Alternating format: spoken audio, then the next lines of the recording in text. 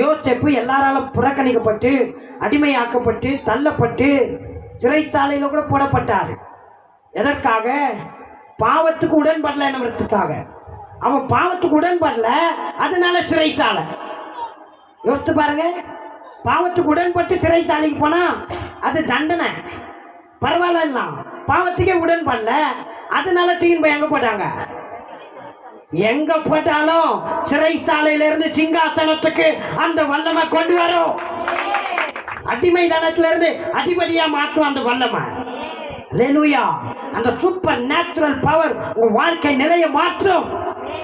கர்த்தர்ல பலப்படணும். சொல்லுங்க, கர்த்தர்ல நான் பலப்படணும். அவர் கிருபையில பலப்பட்டா என் எல்லையில பாவம் வராது, என் வீட்டில் பாவம் வராது. நம்ம ரத்தத்துல பாவம் இருக்கலாம், ஆனா அது வேலை செய்யாது. ஏன்னா உள்ள வேற ஒரு ரத்தம் ஓடுது, அது இயேசுவின் ரத்தம். அல்லேலூயா. இயேசுவின் ரத்தம் உங்களுக்குள்ள ஓடிக்கொண்டு இருக்கிறது. அவர் ரத்தம் ஓடினா அவர் சுபாவம் தான் வெளிப்படணும். ஆமென். அவர் ரத்தம் ஓடினா அவரை மாதிரி தான் பேசணும். அவர் ரத்தம் ஓடினா அவரை மாதிரி தான் பார்க்கணும். அவர் ரத்தம் ஓடினா அவரை மாதிரி தான் சிந்திக்கணும். ஆமெனா இல்லையா?